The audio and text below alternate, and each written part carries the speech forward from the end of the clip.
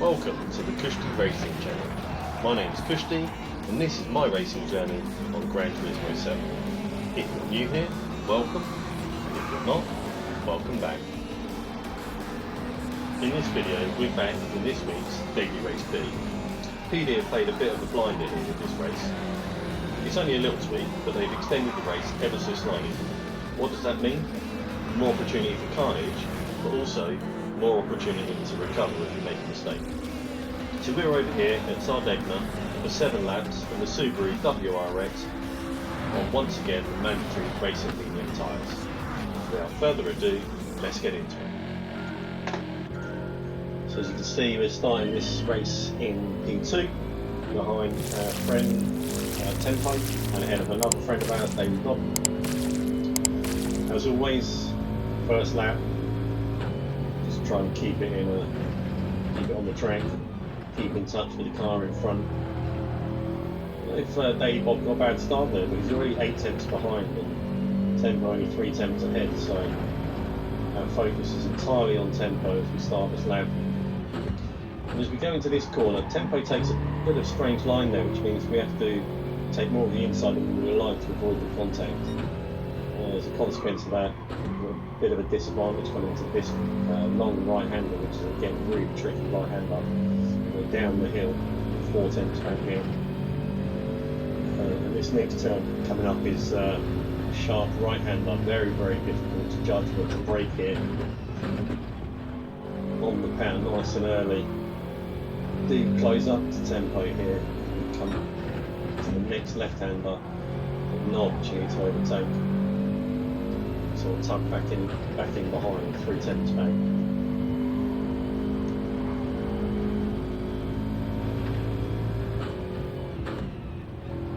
Let's skip ahead here to lap 2. Again, this tricky right-hander. Again, Tempo doesn't quite get it right. This time we try and go to the outside to make a move. Comes over and blocks it off. Again, we stick to his bumper. This time a little bit closer. We're only 2 tenths back this time, so we think, well, let's wait for this final turn. If we can get a decent exit of this final turn, there's a chance we can use this slipstream down the straight and make a move into turn 1. And normally in these circumstances we'd expect the car in front to take to the inside to defend the inside line. Tempo doesn't do that here, so we take the inside line. We actually get into the lead, but we're trying to be so mindful, we want to leave him space, and I'm probably a little bit too respectful there. And as a consequence, Tempo takes the lead again. And again, we had no choice but to just tuck in behind. Right up behind him through this section. I don't want to make contact, don't want to put him into a spin or anything. In fact, that second lap is a fairly respectable 1:24.9, so we are going fairly quickly. Never intending to make a move there, just trying to put him under pressure and trying to get him to make a mistake into that sharp right-hander again. Sit behind him here. And we think, well, let's see if we can pull off the same move again. Keep to his bumper out this last turn, use the slipstream. As we come out of this corner, he gets a better exit. And as a consequence of that, there's no opportunity. Skip ahead now to lap 4, where slight bit of contact there. We take to the inside line, which becomes the outside line into this right-hander. I know he's going to stay ahead. We've never have overtaken him. Wouldn't have even wanted to overtake him down the hill with the opportunity that presented itself. Didn't feel like it would be fair. Again, come down the hill into this sharp right-hander. I never really considered this to be an overtaking place, and then a few people tried moves on me there. A few times we were taken out during the route, if I'm honest. 4 or 5 tenths back now. Skip ahead to lap 4 as we come, or the end of lap 4 as we come down the straight. This time Tempo does go to the inside. We take to the outside and think, well, let's try going around the outside, try and squeeze him as much as we can. There's a little bit of contact, give him enough space on the inside. He doesn't give us the space on the outside. As a consequence of that, we're in the gravel and we lose at least 2 seconds.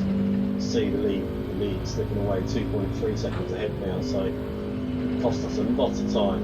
And that's kind of how it stayed for a while until towards the end of lap 6, as we come round the final bend on the penultimate lap, and Tempo's ghosted out there for some reason. I don't know if he got a penalty or something, but as we come up behind him, you see his hazard lights on, so he's clearly got a problem. Gives us P2, we're quite happy about that. And as we start the final lap, 1.8 seconds back from David Bob, no chance of catching him in one lap, and therefore we'll finish this one, come round the final bend in P2, 1.5 seconds off the lead.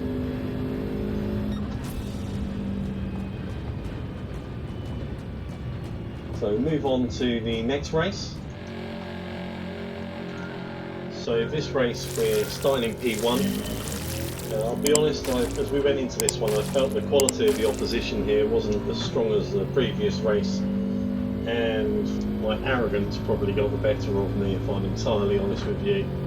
Didn't give my opponents behind enough respect at all. And as a consequence of that, you'll see exactly what happens over these first couple of laps. As we come into this long left-hander here, not really managing to shake the German behind, right up behind us, around this long right-hander again. Get that all sorts of wrong there. Luckily still got a couple of tenths lead. Come down the hill into this sharp right-hand bend again. Luckily doesn't try and move there, although we don't get it right either. Slightly wide on the exit, defend the inside line, then we go right, go to the right. But there was a little bit of contact there, and as a consequence of that, he tries to move up the inside, which we just relinquished the lead because we'd have been out on the grass otherwise, and we both lived to fight another day. So we follow his line through the final corner, thinking that might give us the slipstream down into turn 1. And as a consequence of that, we both end up with a half-second time penalty, which the German is a little bit upset about, as you can see. So again, we tuck in behind and just think, let's try and build this lead. If I could build a 1 second lead to the guy in third, the Frenchman in third, there's a good chance that we won't lose P2. But of course that means that P1's got to get ahead, and then it all goes completely and utterly wrong here. Go wide on the exit, get the entrance to that corner, end up making contact with P2, which costs us P3. Come round this long right-hander, end up going a little bit wide on the exit, take up the gravel. Again, as a consequence of that, we end up losing P4, so we're now down in P5. Still got our time penalty to serve at the end of this lap. Tuck in behind ground for the German. With green blood so close behind, it's highly likely we're going to lose P5 as well when we serve our penalty. As we come round the penultimate corner, this can catch you out sometimes, end up on the grass on the right there.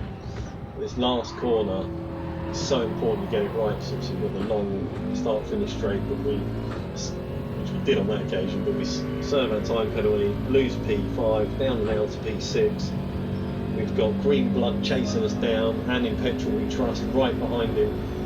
And as we come down into turn 1, down in 8th place, a little bit of contact here ahead of us, green blood going for a bit of a lunge there, contact between in petrol we trust and chap in front. And somehow, don't think I had any contact with anyone there, we're back up into P4 behind this Frenchman in front. And that kind of sparked me back into life, gave me something to chase for, but at the moment the leader is 4.1 seconds away, and there's still 4 and a bit laps to go. It's going to be a hell of a chase to win this one from here. Tuck in behind the Frenchman, again down into this sharp right-hander. He goes a little bit wide there, so we take the inside line and we try a switcheroo on this next left-hander, but as we go into this, he gets a bit of a swapper on, ends up on the inside, and we give him a little bit of a love tap, so the move is off. Tuck back in behind, again focus on the exit of this last corner, use his slipstream, try not to go wide on the exit there, and luckily we've got a bit of a better exit and we've got the slipstream. And fair play to this Frenchman, all credit to Zouave here. He recognises that we're faster than him, moves over to the right, lets us go down the inside, and actually that therefore doesn't cost him any time, and it doesn't cost us any time either. So we're back up into P3. It's now 4.3 seconds, 4.2 seconds off the lead. Only 3.5 laps to go. This is going to be take a monumental effort, I'm thinking, at this point to win this race. CP2 ahead, only 2.8 seconds. That's maybe possible at this stage. Come down the hill for the fourth time. Once again into this very sharp right hand bend.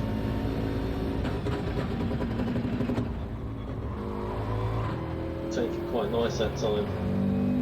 Lead's coming down 4 seconds, 3.9 seconds. And as we come out of here, we just notice that something happens to the leader. I'm not quite sure what happened, but we're now 3 seconds off the lead, 2.9 seconds off the lead. Gained so quickly on the leader, he must have made a mistake. Don't get that perfect, but we got it fairly good. As we come down the main straight, we've got no slipstream whatsoever. 2.4 seconds back, but we're gaining all the time. Start lap 5, 3 laps to go now. And Ralph and the two Germans are fighting ahead. And as we exit turn 1, Ralph's on the gravel. We're now only 1.8 seconds off the lead, and we can smell blood. So, pedal to the metal as we come around this long left-hander, and we notice the leader's got a half-second time penalty. So if we can just stick with Ralph through this lap, there's a good chance we can get P2 here. Down the hill again, 5th time. Half a second back off of Ralph. You can feel us catching. As we come into this tricky sharp right-hander, he decides to just park it in the gravel, and another freebie up into P2. And of course with P1 now having a time penalty, there's a good chance we're going to get P1 when he serves his penalty as he exits the last corner here, just coming up. Focusing on the line, make sure we don't get a time penalty ourselves. Take to the inside to avoid him. He just don't go to the wrong time. There is a tiny little bit of contact there, but we take the lead, and with only 2 laps to go, we managed to build ourselves a 2-second lead and eventually win the race. But what that's taught me in this race was, at this level, there's no such thing as an easy race. You cannot disrespect the opposition like that. You've got to be focused for all 7 laps. And luckily for us on this one, we still managed to take the win. I hope you liked that one, guys. If you did, don't forget to give us a like. And if you want to see more content from me, hit the subscribe button as well. And hopefully we'll see you on the next one. Thanks very much for watching.